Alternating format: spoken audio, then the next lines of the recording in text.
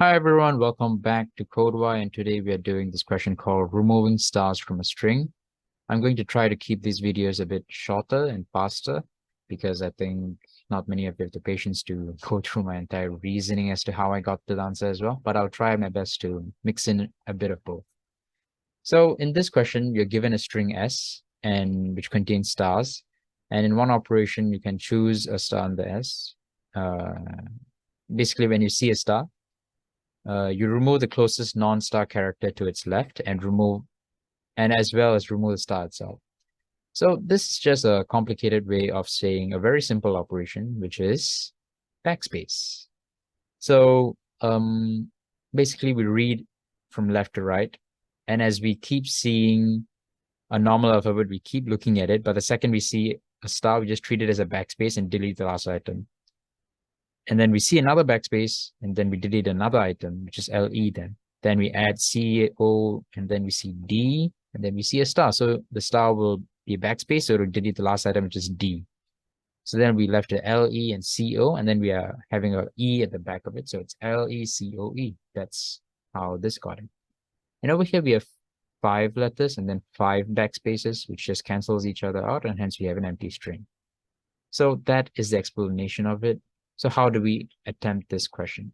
For this, we have a data structure that is very perfectly suited for this kind of operation, which is a stack, last in and last out.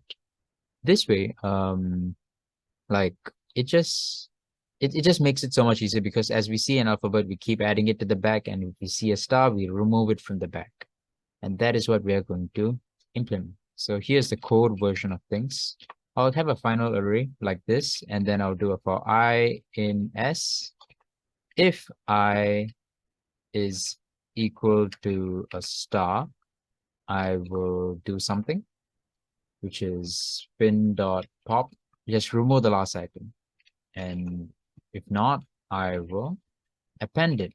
I'll append the new alphabet, and in the end, I'll just return a string by doing this. So join will go through the array and then just combine it. And this space is the filler in between the different words. In this case, I'm putting an empty string because I'm going to combine all of them into one single word like this. So yeah, that should be enough. So let me run this, see if it works. And it works. So yep, it works here. I submit. And it works. So it beats 86% of Python users in time and 70% in memory. So let's analyze that.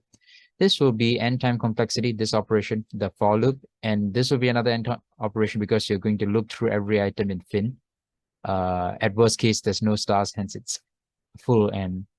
And so that'll be 2n, effectively n time complexity.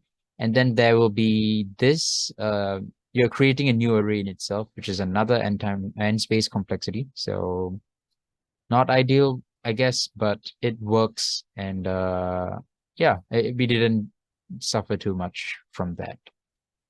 So yeah, hope you guys enjoyed the video, and let me know if there's any feedback or any other areas that I can improve this answer on or video on.